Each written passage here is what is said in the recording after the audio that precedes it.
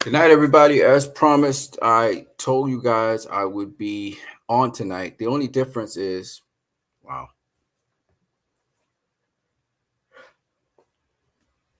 The only difference is that let me do this for my eyes. The only difference is that we're going to be looking at we have already seen the film, so I'm doing a review of the film, a spoiler review. So if you haven't seen the film, please do not watch this because it's going to be a spoiler review and it's going to cover a lot of different things. I'm Christ I Am Disciple. We're looking at the review of Rebel Moon Part 2, The Scargiver. We're going to also touch on Restore the Snyderverse a little bit. So for those of you who are interested in watching this, I also have this link here where you can contribute to suicide prevention in the name of Autumn Snyder through the Autumn Snyder Fund, which the Snyders have. The link is in the chat, so you can click on that and you can donate to that fund. We all want to prevent suicide as much as possible. Mental health is a thing out here, so I just really hope that you guys would please, uh, where you can, contribute to suicide prevention. It's the American Foundation for Suicide Prevention. That's the site you'll go on. It's the Snyders. They have the specific raising of funds. I think they have $435,000 were raised through that particular venture. There were multiple people with multiple donations towards that. If you want to be a guest on here, the link is also in the chat in the StreamYard, so you guys can go through and you can join with the link in the chat. All right, so I just wanted to get that out the way. I'm Christ I Am Disciple. Basically, some of you know me from my music. Some of you know me, talking about the Snyderverse. But tonight we're going to talk about Rebel Moon Part 2, The Scargiver. And we're going to do it in a slightly different way to what I've ever done before. So hold on to your boots, as they say. Hold on to your boots. We'll be talking about that. Again, if you want to join as a guest, chop it up with me. If you have seen Rebel Moon the Scargiver, I gave like a really condensed review of it on Twitter.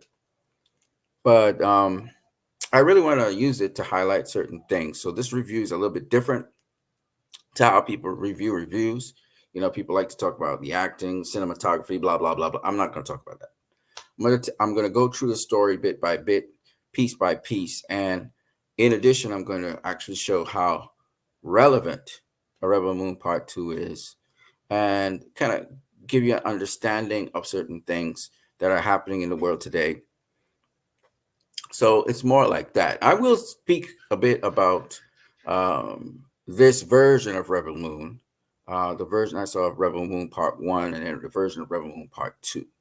Since this is a spoiler discussion, I can say one time that the ending of the film, I can spoil the ending of the film immediately, that the young princess, Issa, who is supposed to be the hope for this new empire, or bringing peace throughout the empire,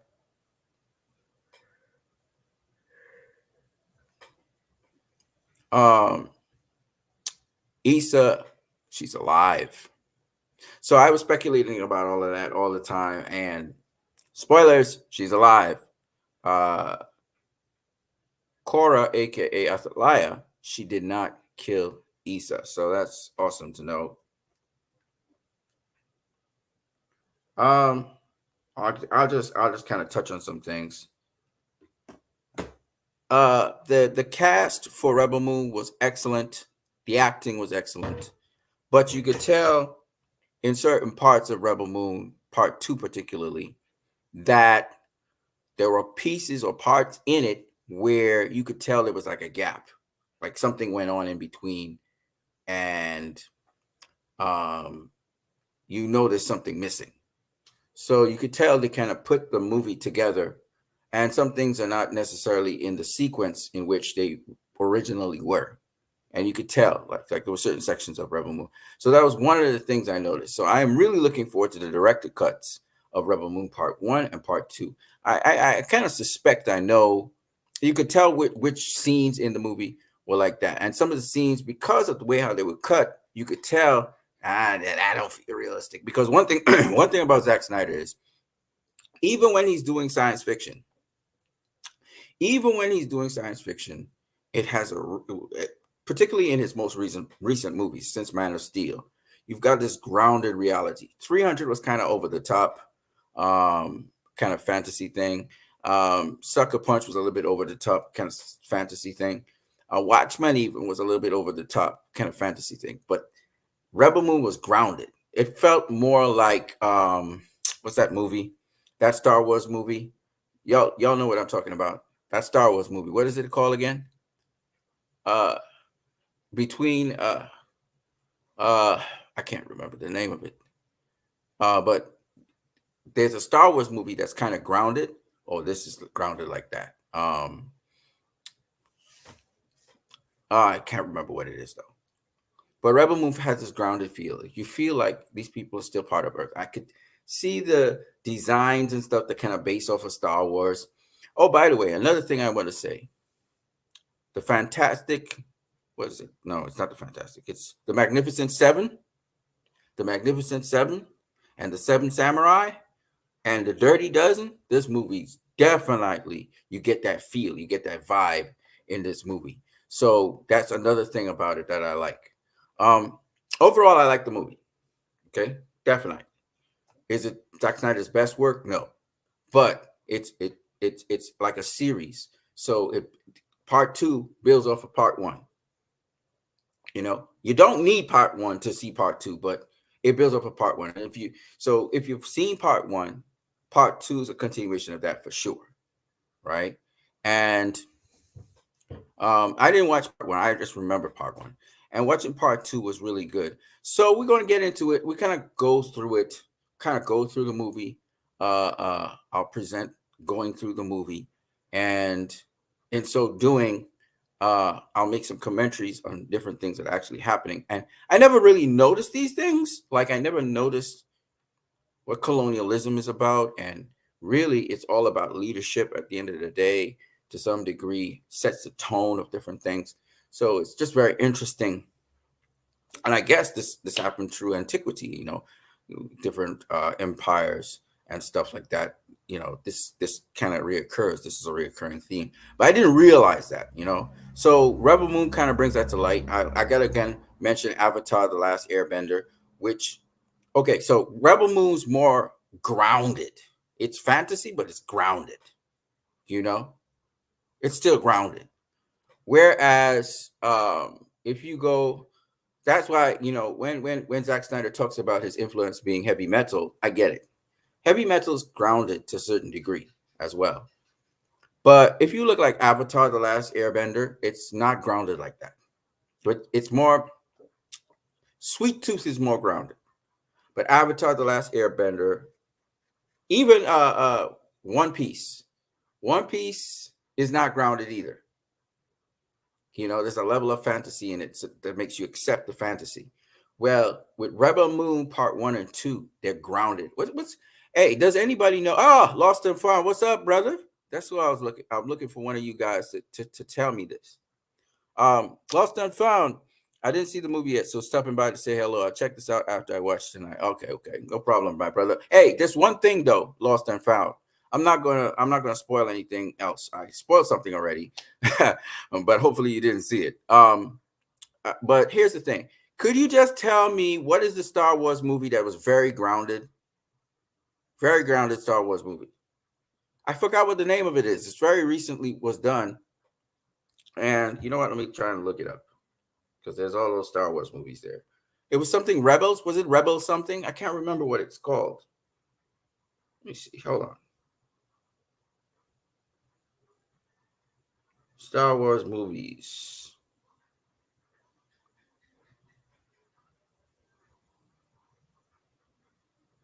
Come on. I'll find it. I'll find it. Rogue One. That's it. Yeah.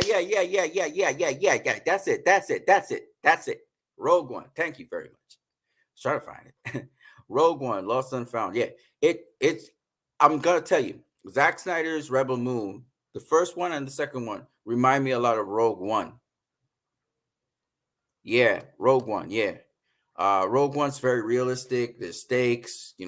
When people die, they really die, and stuff like that. You know, and sometimes your favorite character or one of the really main protagonists die. You know what I mean? So that's the kind of feel with Rebel Moon.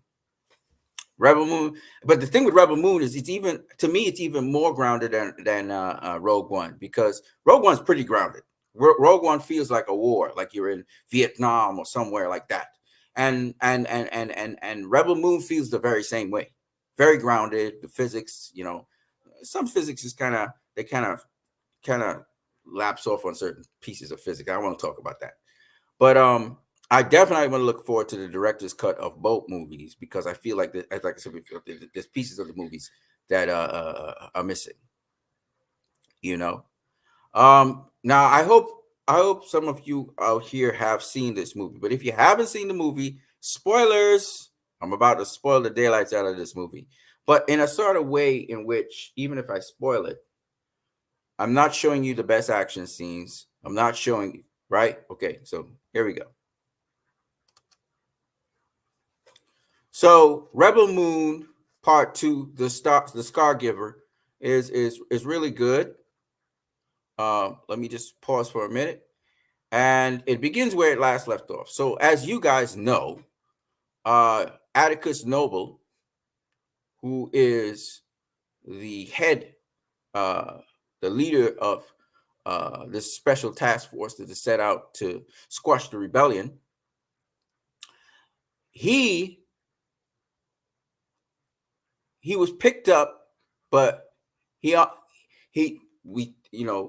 least Cora thinks that he's dead, right? Because he hit the ground, and he was messed up.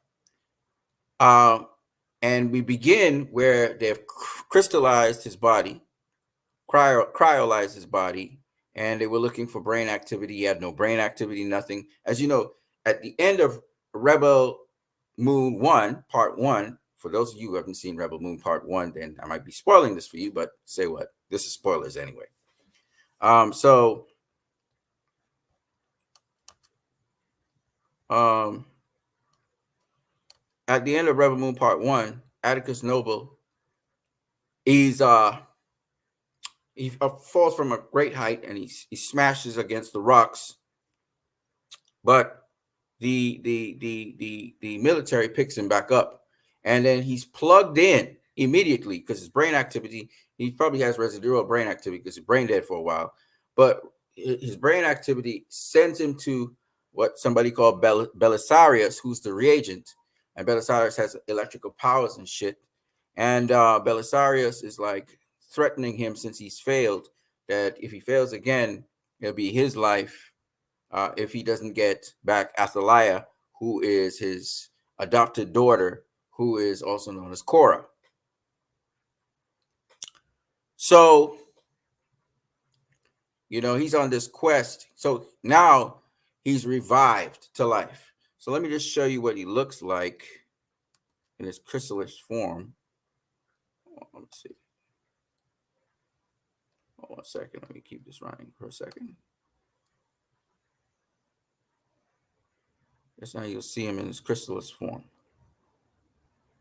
In fact, there you go. There's him in the chrysalis right there. Right?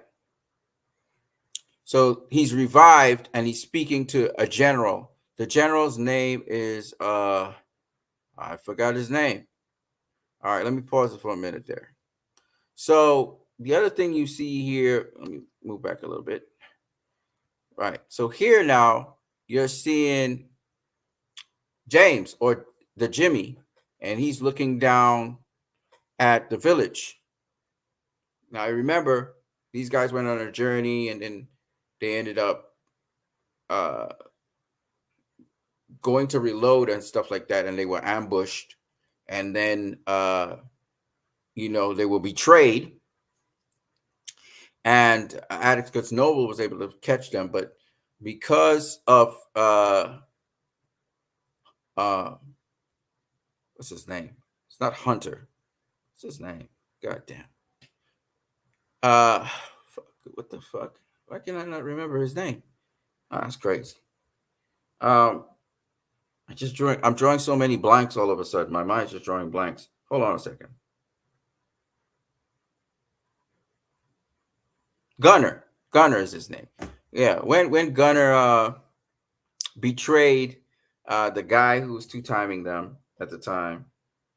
Hold on a second. Kai. Remember Kai? So Kai, he was he was telling Gunner to kill Cora. And Gunner, instead of killing Cora, he frees Cora. And Cora goes on a mad spree. And this big rebellion starts to happen. And in the midst of this big rebellion, Cora seemingly kills Atticus Noble, right? Seemingly kills Atticus Noble. So they were out there fighting in this other place. They ended up coming back. So this is them here returning to Velt, the farming village. Now, I just want to say something, a couple of things. So this movie begins with the narration from Jimmy, aka James, and James, as you can see, he's actually found himself acclimatizing to the world of Velt. That's why he has these antler horns on, and he has this long bow staff. Right? He's actually fit into the environment, but he does not live amongst the community. He does not live in the Velt community that's there. So he's on the outskirts, like an outsider. And he's narrating, and he's talking about this this farming community that's known as Velt at the edge of the universe, the known empire, the Mother World Empire. There was a big war, as you know, and there was a lot of war going on. So the Mother World, Atticus Noble, and they came here. They threatened the people, as you know, to get food and stuff like that. And then they came, and then of course Cora couldn't stand what was going on, so she killed out a whole bunch of soldiers. As a result of that, she realized they needed to get protection. So she went to amass these mercenaries who could help them to defend and put up resistance. And then she actually ended up by the resistance itself. And Blood Axe, he joined the resistance. And because of that, of course, they were able to almost kill Atticus Noble and sort of counter the counter trap that was set for them by Kai and Atticus Noble. And so as a result of that, we had them returning to the village. So this is them returning to the village, and James, or Jimmy, he's watching to see how things develop. So he's on the outskirts, but he's just watching to see how things develop there. Okay. Now, why to me this is significant, and this is why I said I'm doing a review of this movie, is because I like to talk about the significant parts of the movie. Every time I think about it, this movie is literally based on real truth. It's actually a fiction, but it's actually based on truth, and it happens over and over and over and over again. When Christopher Columbus, in the name of the Queen, discovered the New World, he ended up on the island of Hispaniola. The people of that society were an agricultural society that lived in harmony with the land. They were known as Amerindians. They were known as Arawaks. And Columbus brought back people to colonize the place, priests and all of that. And it ended up that there was a war. But because of diseases that these Europeans carried, they were able to kill out the Arawaks. I call it biological warfare. They were able to kill out most of the Arawaks. I wouldn't be surprised if they purposely killed them out. And the remainder became slaves. They became slaves to the church. They became slaves to them. And, most of the Amerindian population in the known New World, whether it's America, whether it's South America, were quite tremendously and genocidally killed off significantly by the Spanish. By the time the French came, significant portion of the population was wiped out. Not only that, there was ethnic cleansing. I say this to say, when you look at the story here, it mirrors that. Not only does it mirror that, but it mirrors a current colonial event that's happening right now, which is what's happening with Israel, ethnic cleansing the Palestinians out of Palestine, which was their local place. And guess what? The average person was what? A farmer, a shepherd, right? In Palestine, they farmed, they had agriculture. Their major agriculture was olives and figs. They have, the loveliest olive oil you're going to ever get is from there. Hold on one second. I'll be right back.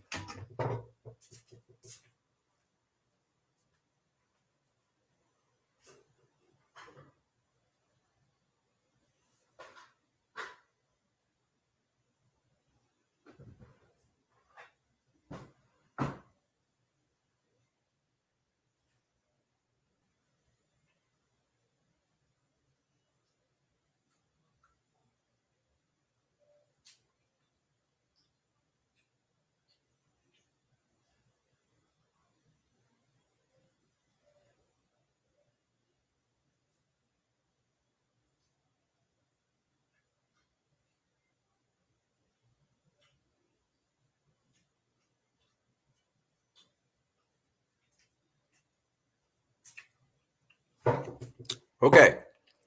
Right. So you have to excuse me. I'm going to eat a little bit. Feel free to join here as a guest.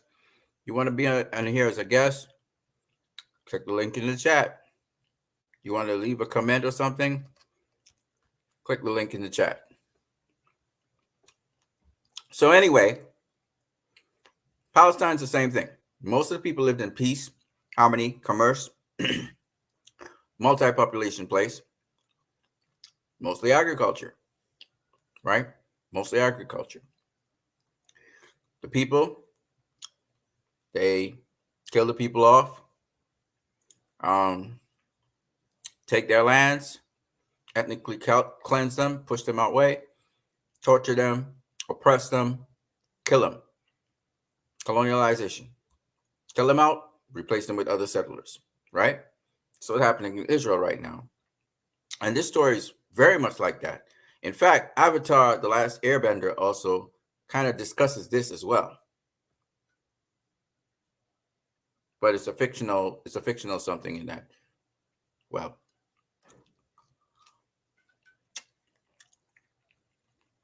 let's keep it moving. So here, what we're looking at is Jimmy. And Jimmy is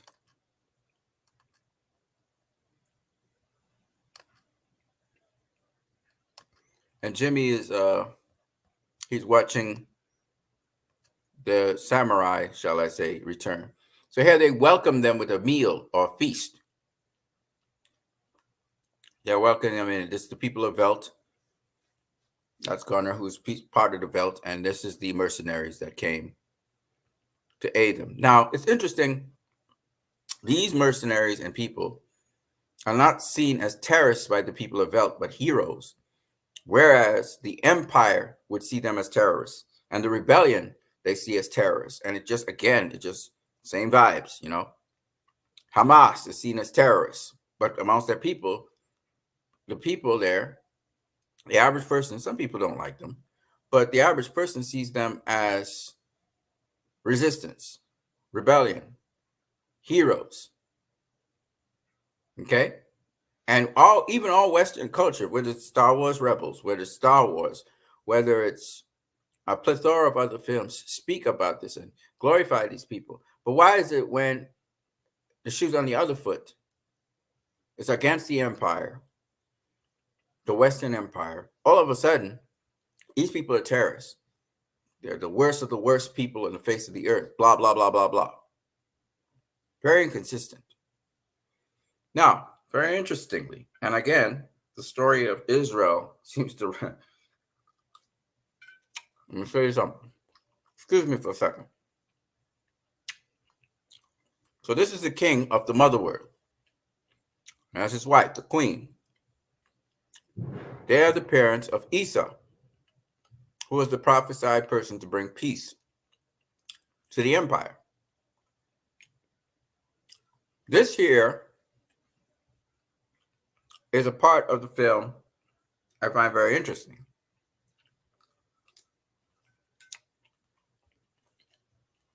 I'll tell you why.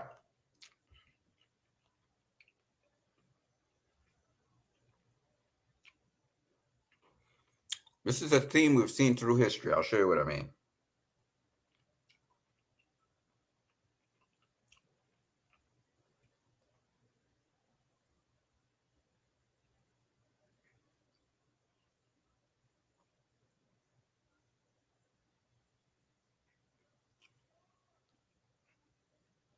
Okay.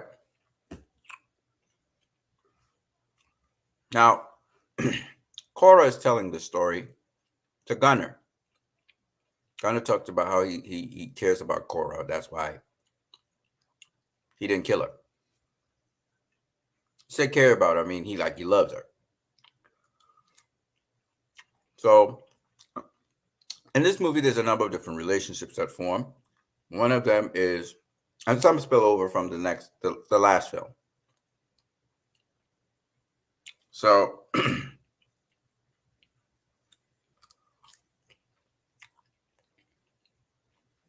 excuse me for a second. Cora starts to confess to Gunner why she's not a good person. Right? Because they're intimate or whatever. And she starts to talk to him. And she's telling this story. What happened to Esau? What happened to the slain king? So it happens that Belisarius, who is the king's right-hand man, conspires against the king to kill him, the queen, and particularly Esau, because they're ushering in this era of peace, and he wants war. Let me tell you how real this is. This is actually based on a real situation I'm about to give you. Back in, I believe it was 1995, the Prime Minister of Israel, Yitzhak Rabin, decided that he was trying to get peace talks with the then head of the PLO, Yasser Arafat. And they were almost there. And then Yitzhak Rabin was assassinated in Israel, and nobody ever found out who the assassin was. Now, the person who takes credit for that to this day is none other than the current Prime Minister of Israel, Mr. Bibi Netanyahu, who boasts to the settlers that he was able to stop the peace talks between Israel and Palestine in their two-state solution. He doesn't go as far to say he was behind the assassination of him, even though he was talking a lot of stuff that caused someone to assassinate him. And he talked about putting Hamas in power, and he supplying Hamas with the money and funds so that there wouldn't be a united Palestine. Why would he tell the settlers that? And why would he boast to the settlers about that? Well, I'll tell you why. Because he, like the settlers, didn't want peace. He wanted war. He wanted Israel to take over the whole place.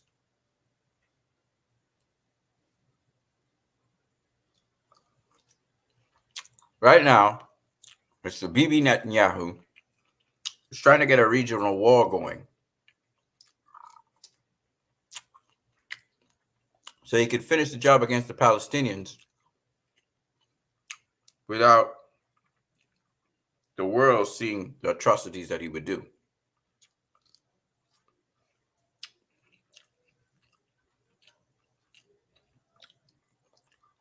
And he's counting on American backing.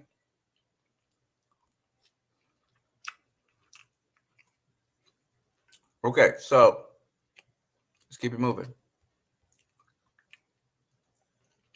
So here you have the king and the queen here. They're walking into a trap. They realize it's a trap. By then it's too late. So Belisarius, he orders Athaliah, who is Cora, to kill Issa.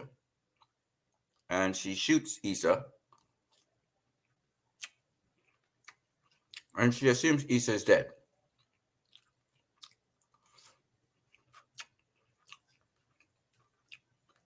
I already spoiled that by telling you that Issa did not die.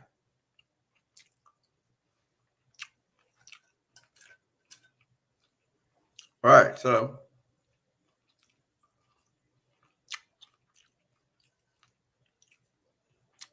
Cora confessed that. Now, what happened was, after she killed Issa, and after Belisarius killed the king and his wife, Belisarius turned the blame and put Issa as the scapegoat for the whole thing. And the whole entire emperor has been coming after her since then. That's why she's known as the Scargiver. She escaped and went to the far end of the world and landed on Velt. Now, the thing about this is this. See if I can pause it for a second here. Hold on. I don't even know how I skipped to that. All right. So let me explain what happened. So she got set up, but she felt, because she obeyed the orders of, she was loyal to Belisarius, her adopted father. Remember, he killed out all of her family and left her alive. So anyway,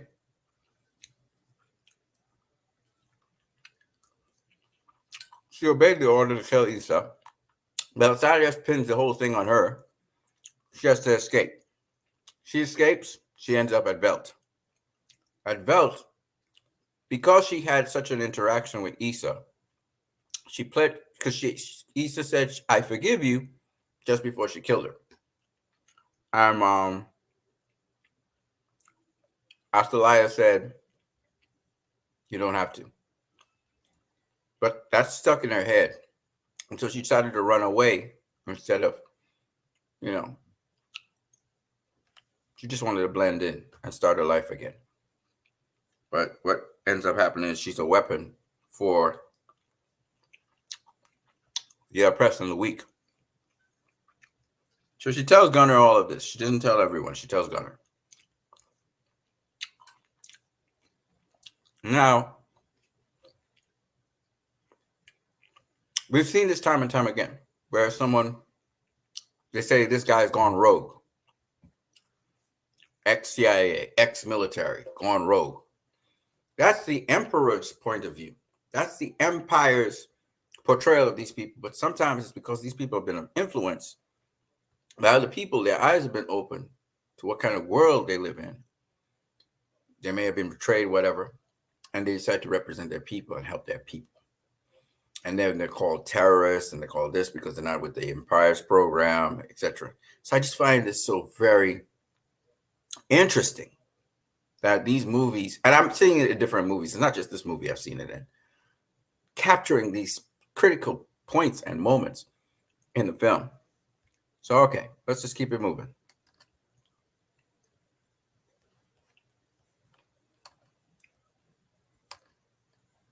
All right. So,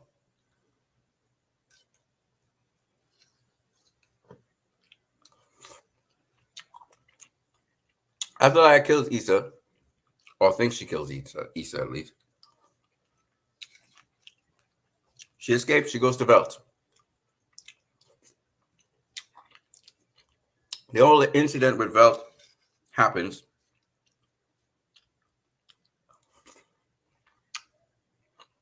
Rounding up the troops.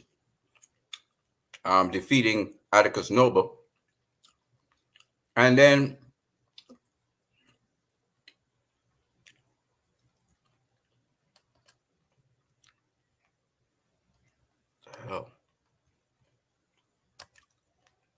all that happens. And then, of course, they return back to Velt. Now, in the meantime, Atticus Noble, he's healing up.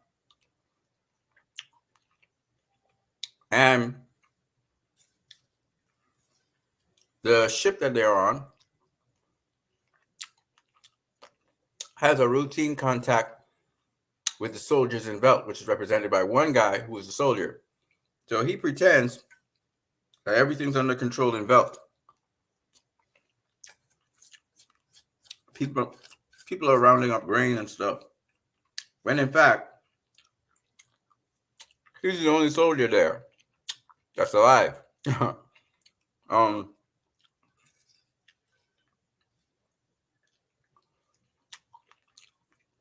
Atticus Noble is very, very smart.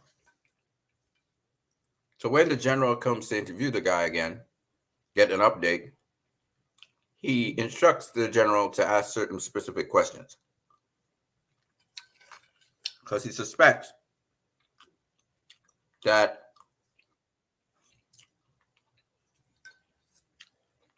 the 4KO in the building. What's going on, brother? What's going on? Let me cut this light on. I'm glad I was there to make you tonight, man. Because I had to Nice. go to the dance dinner. What's going on, brother? I'm Man, good. I'm good, this man. that. I'm just going through RebelMoon. I don't know if you've seen RebelMoon Part 2. Have you seen it? Yes, I uploaded my review about 30 minutes ago. Okay, Hey, then let's put that dude, out there. it is phenomenal, man. All It right, all is right. phenomenal. Dude, listen to me. The first film, A Child of Fire, if you Right, saw my review, I said it was okay. I right. said, look, it's okay. But this film here, Yeah. this one right here, this is a 10 out of 10, my man. Is it for the Straight action? up. Is it for the action you like it? What do you like about I, it? I love it. I love it for the story. Cause see, the first film left a lot up in the air for us, but Right. this movie here, it covered a lot of stuff that we was looking forward to. All of the backstory, regards to all of these characters. Man, Right. they had a scene that was like 20 minutes long, and it explained everyone's backstory and what problem that they had with the mother world. I Yeah. love that. That's Yeah. film. That's cinema, dude. That's Right. cinema. All right. All right. All right. That's I still cinema. think, my opinion though, the film could have been flushed out a lot more. And I think when you get the director's cut, we'll get more, because there are pieces in the film where I'm like, wait a minute, how did that happen now? Because it's like there's a big space. And I know there's something filling in that space, or maybe the thing's not in the sequence it should be. But I do like the film. Absolutely. I'm going through significance of film. So I don't know if you really want to talk about the significance. You see the relevance to today. You see the historic context of this film. I don't know if you look at those things, but I do on my channel. So like I was talking Right. about the relevance of colonialism and all this stuff. So I go into a lot of stuff when I watch films. I look at the emotional aspects and all of that. So I'm glad you said that, though. What I would say, though, oh my gosh, we could talk about Jimmy. Can we talk about Jimmy? My God, Jimmy was fire. Jimmy was Jimmy, fire. If they just had Jimmy in the beginning, all they needed was man, Jimmy. Jimmy was on fire, my dude. Yeah, Straight up. Loved every bit of it. Dude, did you see how he entered the battle? Like it man, was like, look, I'm here. Let me shut all of this down. I'm Straight telling up. you. Yeah, I'm telling you, dude, it was phenomenal. I Yeah, loved it. I loved it way better than I loved The Child of Fire. I'm going to be honest with oh you. yeah, oh yeah. I loved every bit of it.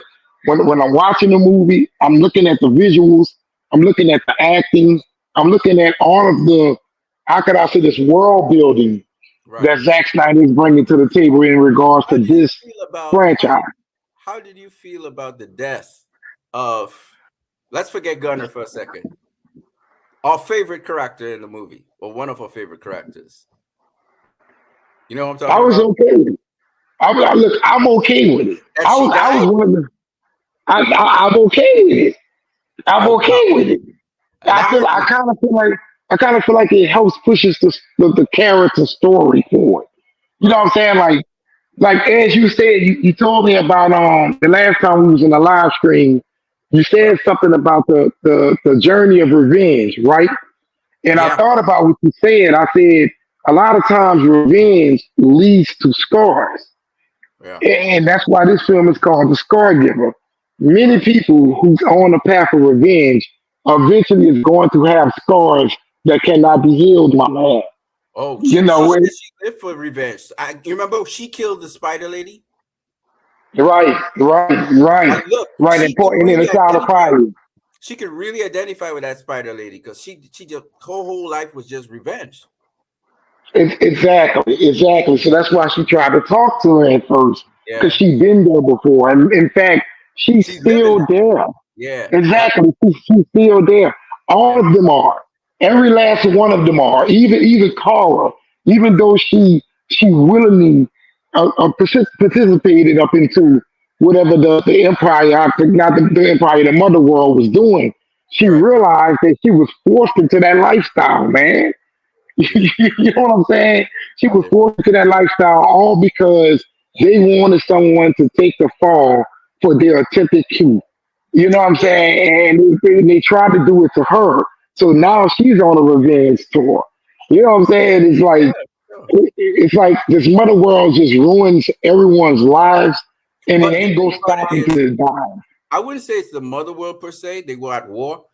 The king and queen and Issa was supposed to bring in this age of peace, but dude, The Belisarius region, is a the warmonger. region, he didn't want that. He didn't No, want that. No, he didn't want that. We got to exactly. get rid of them. And that's so real because it's like today, the military complex, no disrespect to the military complex there, but they lobby for expenditure. Look how much money is being spent on munitions and arms and stuff for wars. Like, Exactly. All the resources going towards wars, man. And we got yeah, enough problems. You know what I mean? you All know the what I'm saying? resources going over there. Billions of dollars. And Billions of and dollars. like these people just want more war, like more and more and more war. And I'm like, man.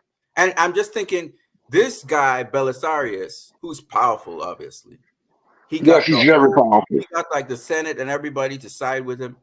This dude, I mean, that's all he knows.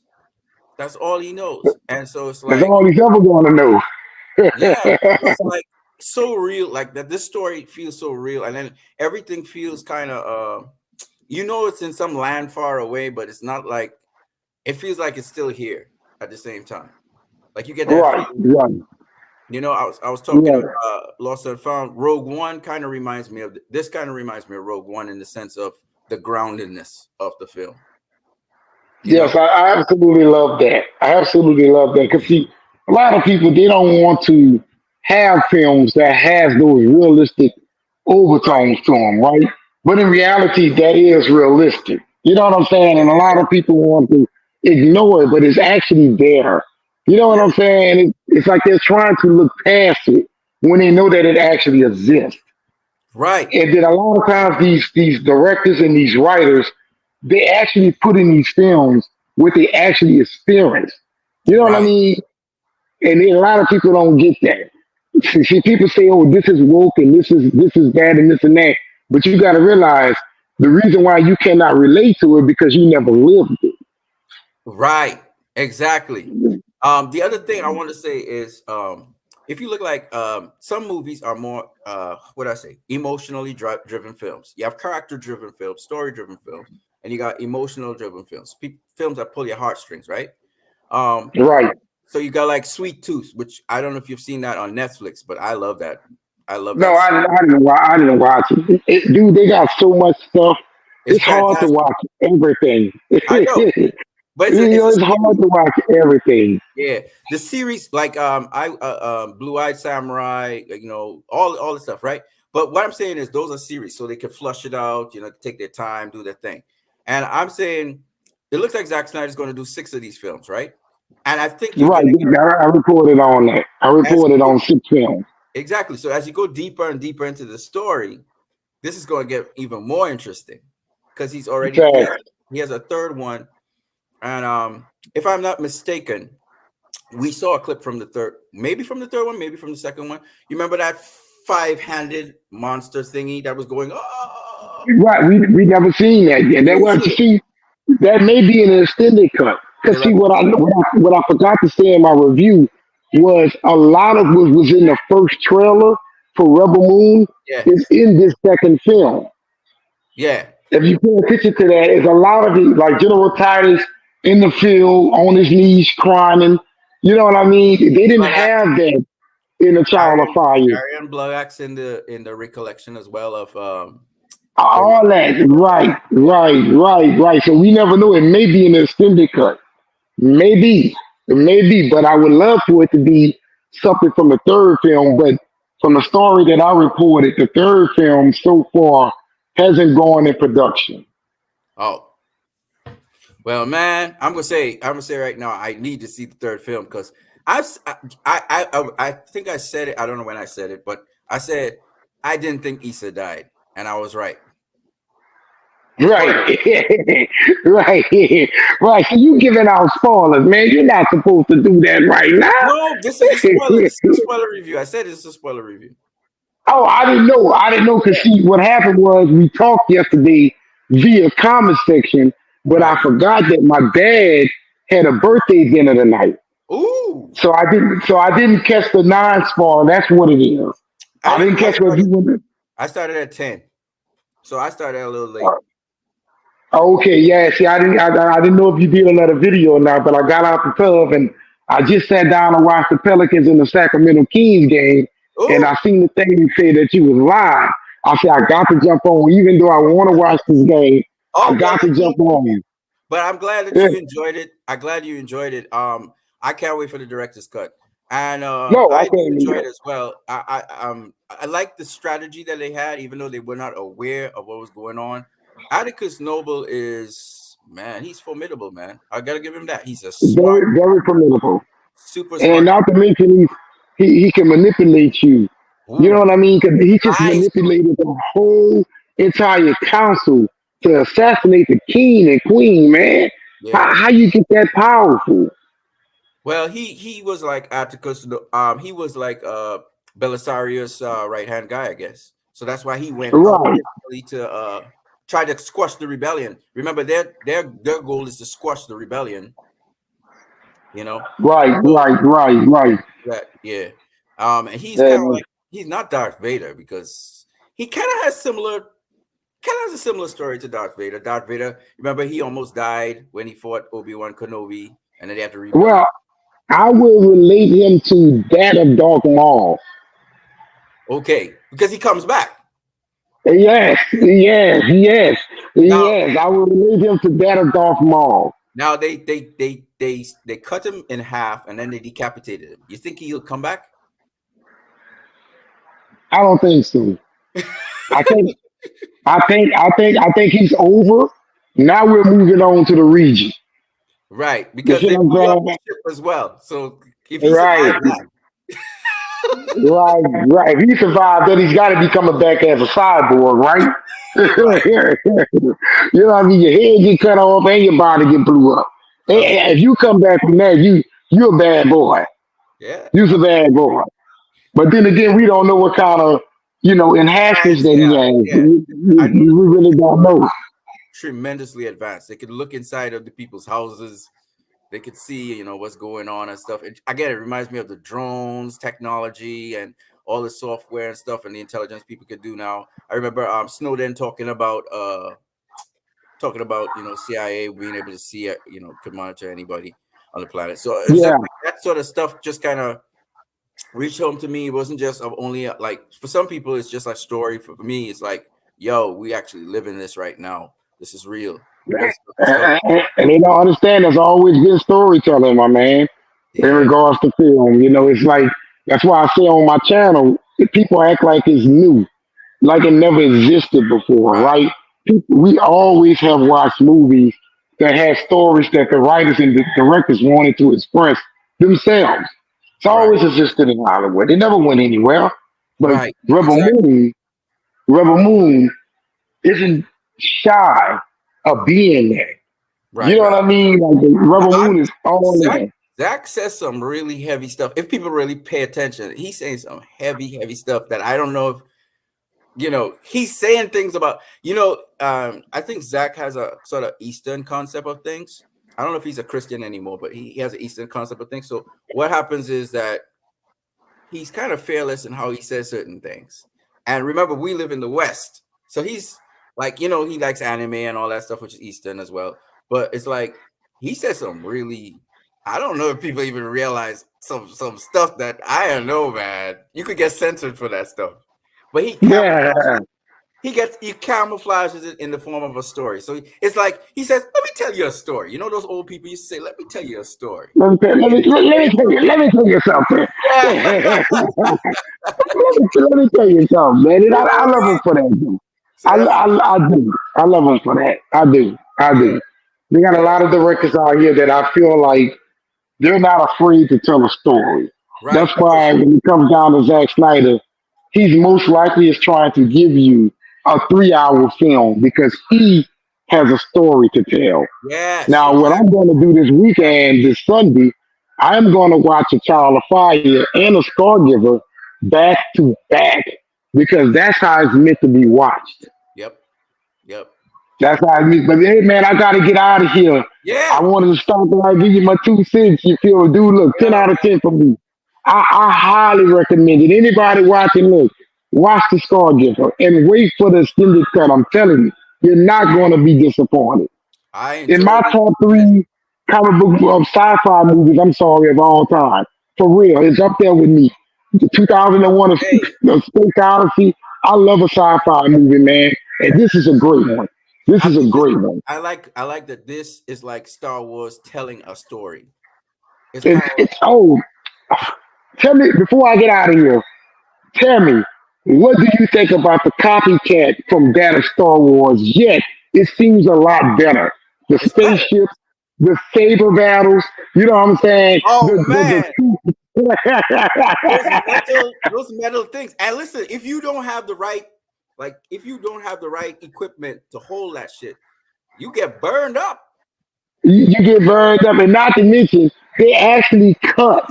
Whereas the lightsabers in Star Wars, It was a light. they seem to not cut anymore.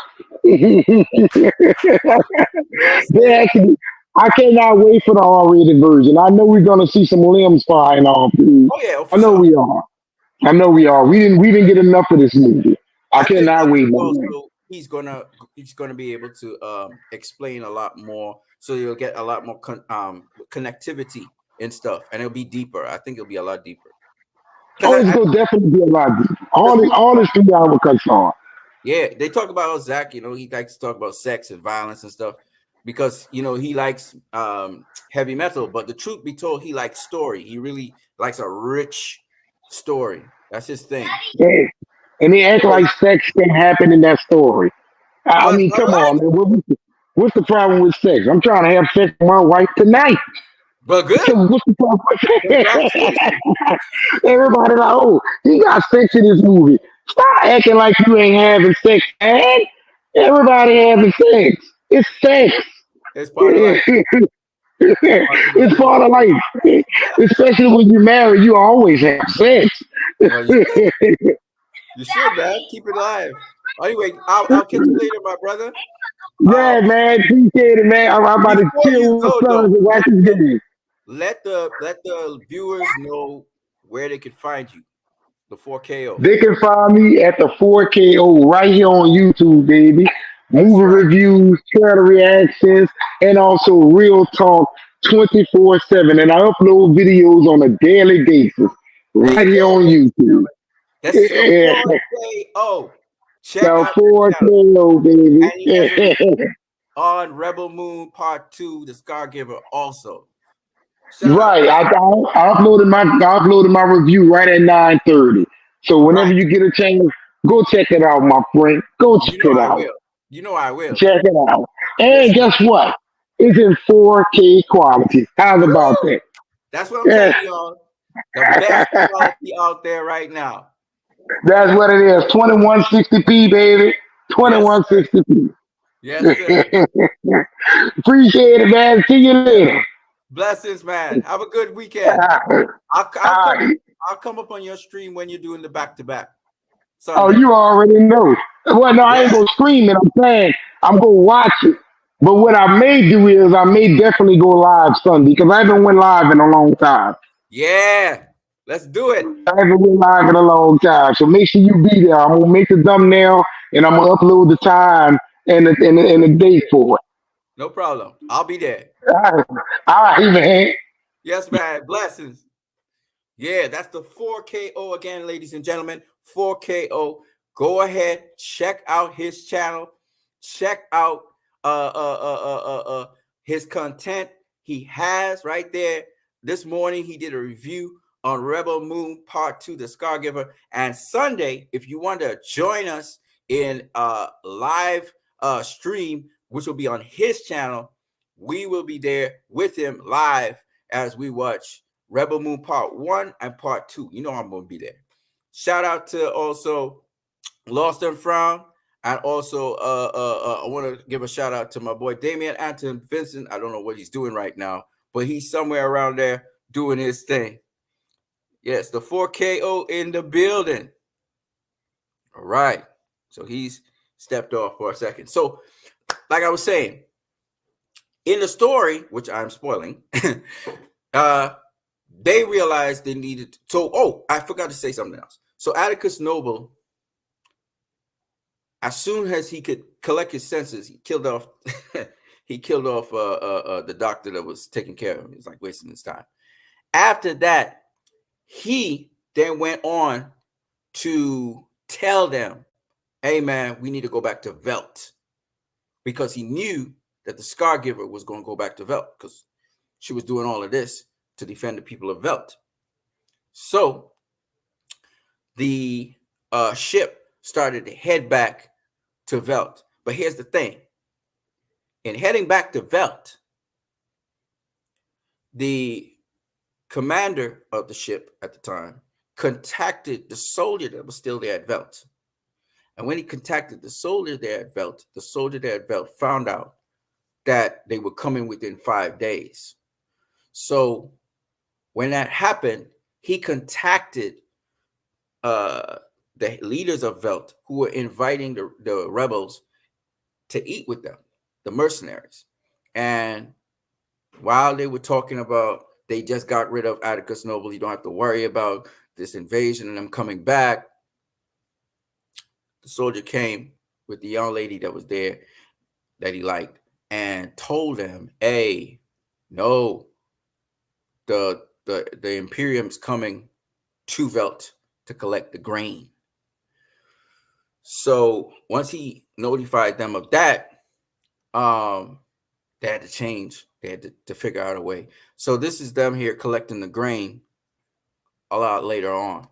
Let me keep it moving. So after that, this is them collecting the grain, but they decided they were going to collect the grain because they didn't want them to blow up the whole planet or blow up their settlement. In the meantime, as you can see, Jimmy's watching them. They collected the grain. There's a bunch of stuff that I need to say. They collected the grain. They also were trained in fighting. You know, they learn how to fight. So after they collected the grain, put it in certain areas to protect them, they then started to train to fight. And in addition to that, they located the ship that Cora came in. And this is here, Jimmy watching them retrieve the ship. And so after they retrieved the ship, and Cora tested it out to see it was flying and stuff, they hid the ship. Now, what you're seeing here, let me explain what's happening here. So General Titus, all right, General Titus explained his story, his background. What happened was after they had gotten the grain, they started to teach the people how to defend themselves. And then they started to build booby traps for that day. So they had booby traps, underground booby traps and stuff like that. And again, the underground booby traps reminds me of the tunnels that Hamas have, and the resistance, average citizens who join Hamas to be part of the resistance. And it's just so interesting. They had the tunnels that they had to pop up, kind of like Viet Cong. The Vietnamese also built their little tunnels and stuff. Used to pop out of the tunnels, set their booby traps. Same thing. So on the ground battle. Okay, so battle on the ground, was colored with a myriad of traps and stuff like that, right? So it reminded me of the Viet Cong. It reminded me of Palestine and Hamas and stuff like that. And similarly, and we are an hour in, by the way, ladies and gentlemen, they set their traps and stuff, right? And while this was going on, actually, uh, the rebels all gathered together. And General Titus wanted to know everybody. So he said, this is time to confess. So he started to confess his past. And this is him. Each one of them started to confess their past, except Cora didn't tell the whole story of her past like she did to Gunner. But he's confessing his past, which was he was sent with his military to oversee the people of a certain place in their elections. He was given instructions that if the elections were going a certain way, that he needed to assassinate certain people so that the elections would go the way that it's supposed to go. But he did not do that. He allowed the people to define their destiny. Again, this sounds kind of crazy because it's like, yo, we talking about Palestine again here, But anyway, so he allowed the people to carve their own destiny. As a result of that, the Imperium came down on him, and they caught his ship. They were able to take down the ship. And then he was pleading that they exchange his life for his men. He didn't want his men to get hurt. And instead, the Imperium turned around and did the opposite once they captured him. Because once they cornered them to capture them, he surrendered himself. So he could be captive to them instead of his men. But they took over everybody after the negotiations, killed all his men, and let him watch them die. So here it is right here. This is it here. Now, you'll see this theme throughout the movie. This crying eye here is all these people about to die. So there's that crying eye is what you see. They're in a very sad predicament, and that's why that crying eye. We saw it also with the violinists. They were wearing this crying eye thing. And that's when, it means death, I guess. And true to form, the king and the queen got killed, and Issa apparently seemed like she was dead, but apparently she wasn't. So this is all his men here who valiantly tried to maintain order and fight back after the Imperium tried to come in to, annihilate the people and set the order that they wanted. And this reminds me again of America and how sometimes France, Spain, America, Germany, UK, Great Britain, how when a country falls out of line, whether it's an African country, whether it's some Commonwealth country, whether it's Trinidad or Barbados, whatever, somehow we fall out of line. They don't like what's happening, and they could come in and try and influence the elections, send propaganda, try to sabotage elections and stuff, or they may come through and just take over, kill off a person and replace them with another person. There have been assassinations for the Panama Canal. There have been assassinations in Nicaragua. People have had to leave their countries because they instigated instability in the region and then caused the leaders to be toppled from power. So this kind of thing's what happens. And this is not new. This story is telling all of this. And this is what I find very interesting, about this story. And this is not the first, like I said, this is not the first movie in Hollywood to do this. I mean, we've seen it with Star Wars.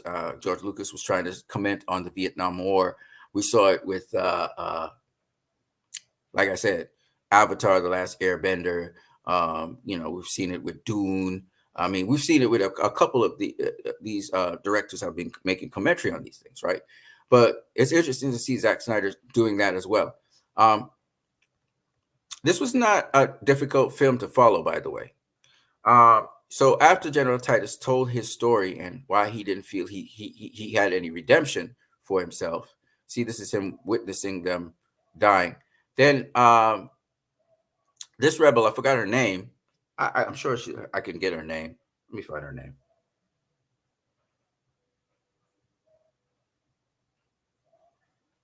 Hold on.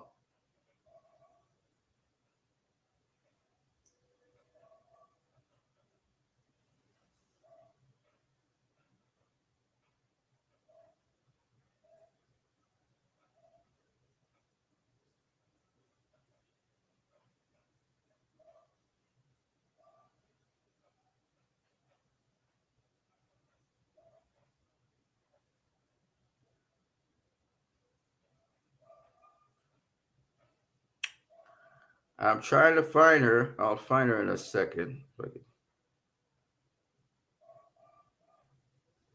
I didn't know Francis Ngannou was in this movie. Cool. Ah, Milius. This is Milius. So Milius tells a story about how the people in the country were afraid to face the empire and resist, and so they ended up getting all wiped out or sent to different parts of the world to work. So here she is working there, and then as she is working, and then the resistance comes with the Blood Axes, that is Devra and Damien Blood Axe, and she joins the resistance. And from then on, she prefers to die for freedom than you know just allow her freedom to be taken from her. And then this is, of course, Nemesis, and Nemesis comes from a fishing community. And man, the Imperium came down, peaceful community, and killed off everybody. But she actually came from ancestors who were ancestors who were who actually were assassins and shit like that. So she took the power of her ancestors, cut off her two hands, and put on hands so she could wield her weapons. And here is the story of Tarak. Tarak here, let me roll it back a little bit.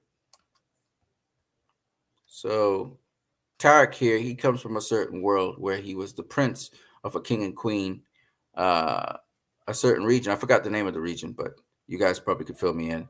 And the king was assassinated. He was killed. The king resisted against the mother world, and he was killed. And then so they came to invade because it was a big war, and he was supposed to become the next king in line. His mother, the queen, sacrificed her life. Where have we seen this trope before? Remember Superman with Man of Steel with Jonathan Kent? But she sacrifices her life so that he could escape as a refugee and the lineage of the kingship could continue onwards. So this is her turning to watch him before she leaps to her death. He's already dressed to get out of there. So she's throwing misdirection by dying, and then he gets to escape. Okay, so Cora doesn't tell the true story of herself, though. However, she doesn't tell her true story. Instead, Cora, I don't know what just went on there. Instead, Cora talks about, she didn't have a family and this world kind of gave her family. But she didn't tell the story that she told Gunner. Now, what I'm interested in this part of the story is the fact that his inheritance was denied. He felt he had to retreat from his inheritance. He didn't know if he even has an inheritance anymore. But the truth be told is that Tarak, he's regal, he's kingship. He doesn't look that way now in terms of how he dresses, but Tarak, he has to go back to his home world. He has to seek to lead his people with whoever is left. So that's why he's trying to overthrow the forces of the empire that come to Velt.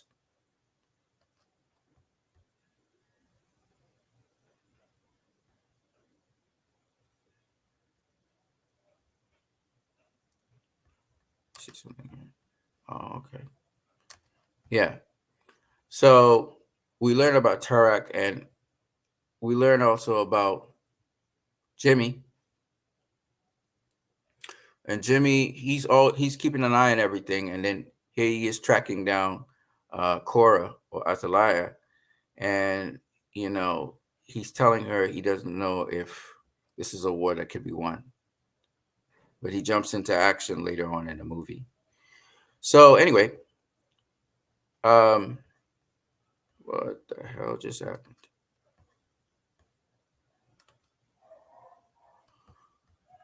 They the the Empire, the Mother World's big ship, it comes a little earlier than people expect. They rush to cover up everything, and the Mother World's preparing their ships. They could see inside of the place with the technology that they have, so they could see people hidden in houses and stuff. They know it's an ambush. They know this because the commander who interviewed the soldier on instruction from Atticus Noble, he got the information he needed. So he knew that all his men were dead down there and everything. So they were going in to get the Scargiver. So here he lands here with his military from the ship that's up in the sky. And he then goes on to threaten Atalaya. He goes on to threaten her, telling her that if she gives herself up, maybe he'll spare the people and stuff like that. But uh, Gunner knows she's lying. So Gunner steals the gun from her while she's embracing him, and he shoots the bell, which activates the resistance. They pop out of their holes and they start blowing up shit. Now, what's cool about this is this, right?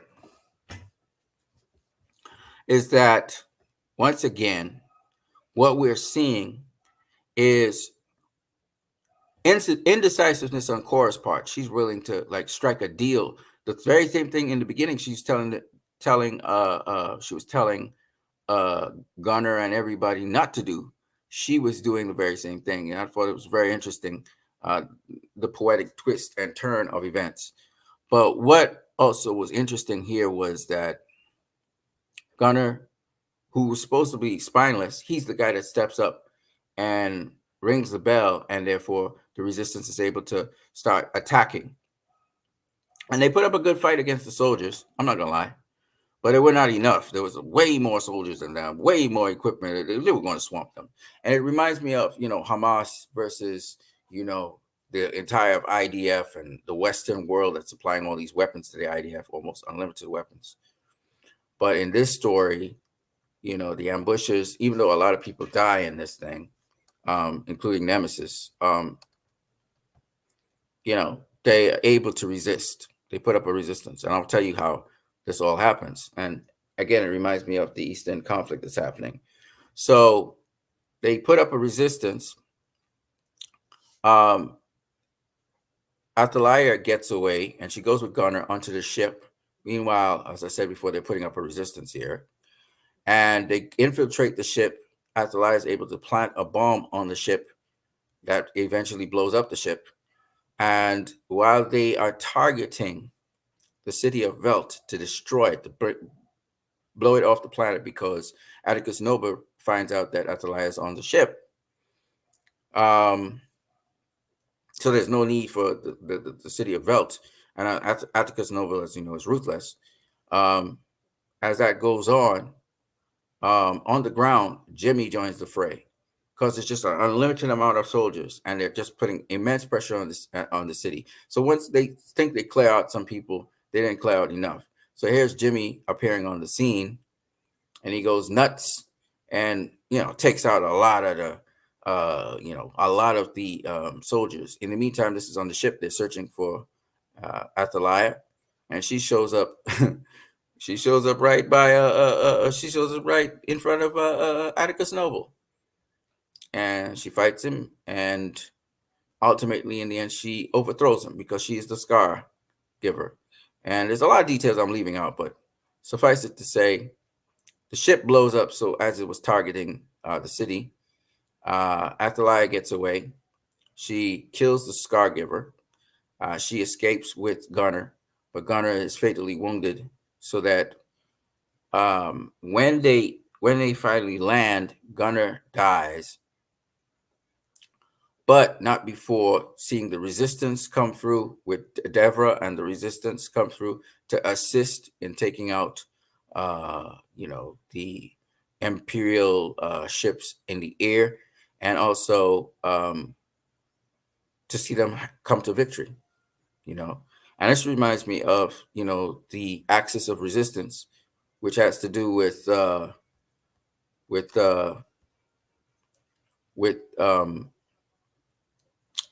in the Middle East it would be uh, um, the Houthis, uh, you know, uh, Hezbollah in Lebanon. You have Hamas in Gaza. You have other resistance fighters in Syria, the Brotherhood, they call it the Muslim Brotherhood, who are just standing up and just deciding we're going to resist, we're going to fight back. And it feels, wow,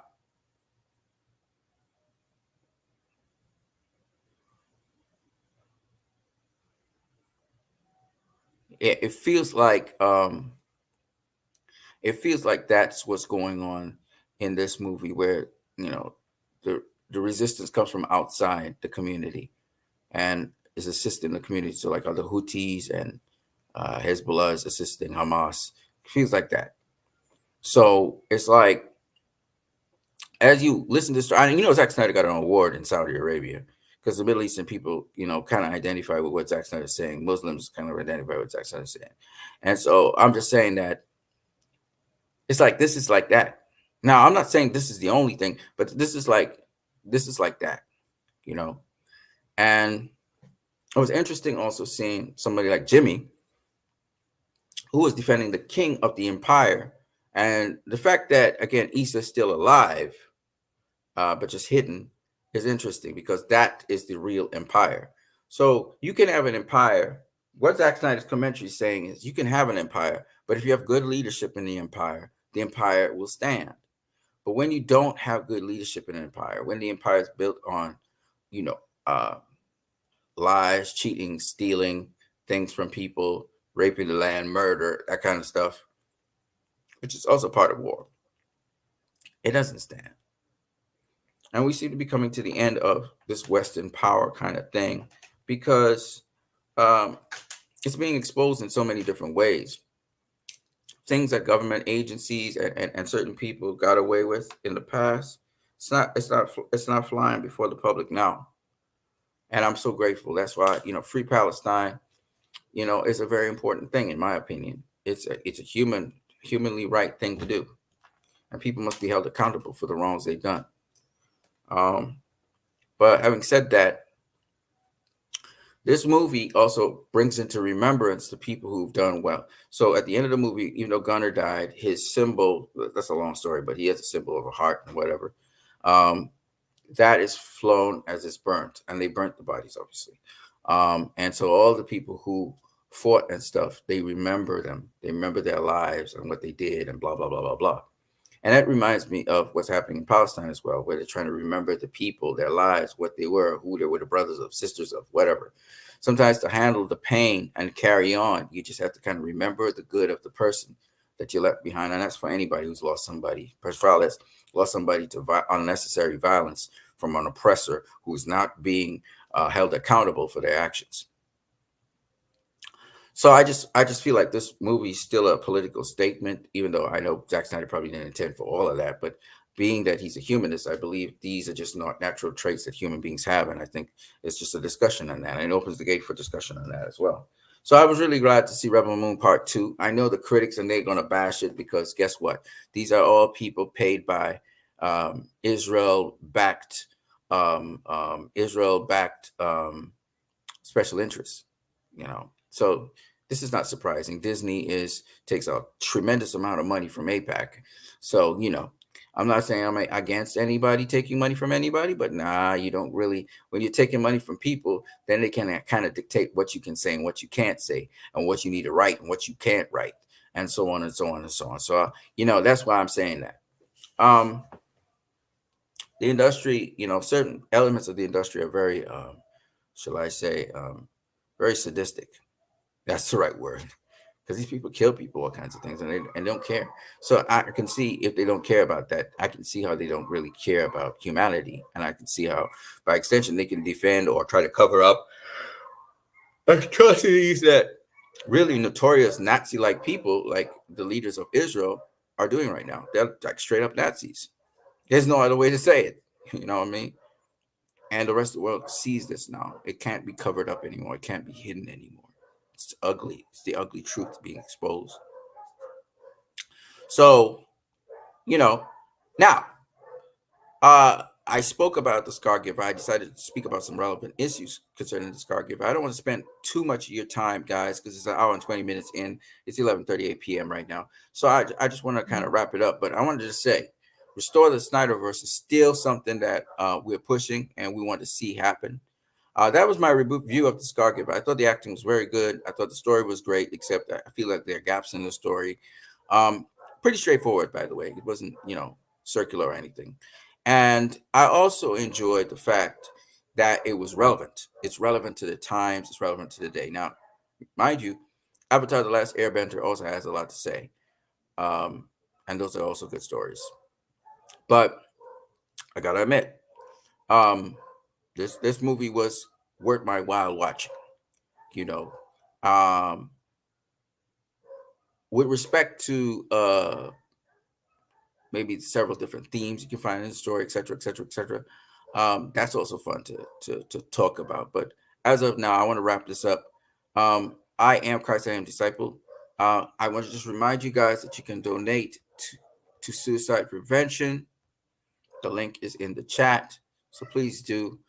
Um, Also, if anybody else wants to come on here as a guest, feel free to do so. The link is in the chat section. But I'm about to wrap up, so I hope you guys have a good night. You'll see me Sunday, probably when they're doing a live streaming of their reactions to Rebel Moon. Even if you've seen it already, I think they're going a marathon, so they're going from the first one to the second one, which that's 4 hours we're talking about.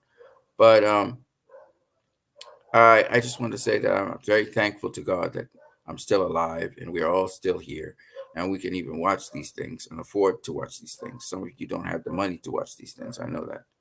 Um, for those of you who haven't seen the movie yet and you still wanted to hear my breakdown of it, well, I kind of gave some of it. I want to say though that um, the action scenes in this movie are dope, but very grounded. Uh, some of it's really cool, some of it's not that exceptional.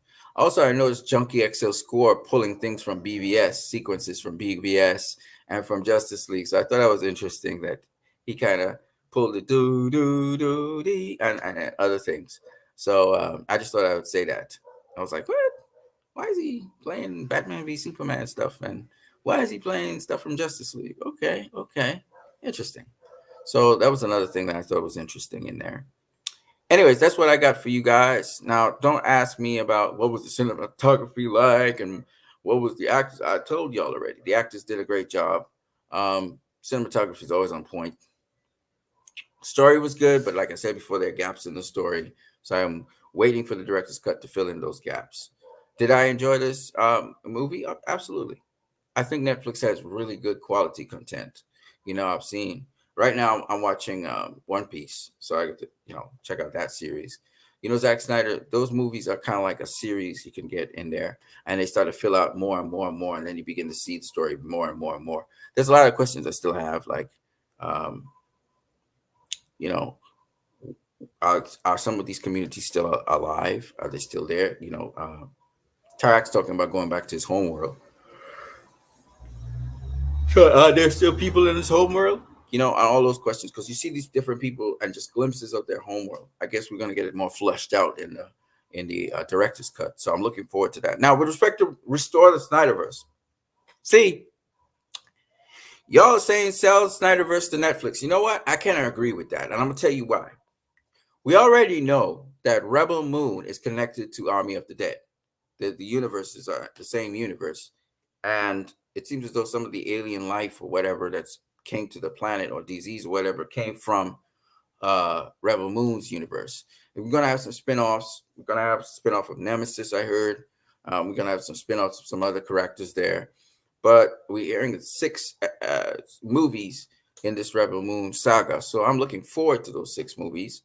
And also, I want to say I saw all the music and all the stuff around it. Zack Snyder's doing a great job, and he's telling unique stories that have, to me, unique meaning, and I think and relevant meaning at that. And I think this guy is the best suited guy for restore the Snyderverse. I mean, we've got to get it. If it's coming across the Netflix, and we already know that Army of the Dead is connected to Rebel Moon, why can't we have both of them connected to Justice League and the universe that Zack Snyder has? So hopefully we can get that sorted out. So if it can go to Netflix, fine. It's just that I want to see it in movies globally, worldwide, and that's a problem with Netflix, and they only do it for a limited thing, and they don't do it globally and worldwide.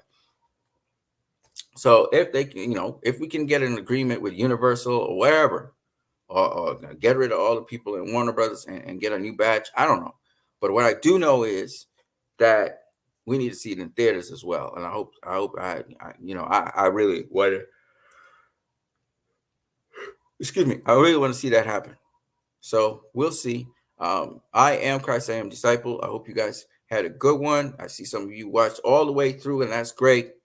If you guys have anything you want to say right now, that would be great too. But I would just like to let you guys know one more time that we're doing this stream right now to raise money for suicide prevention.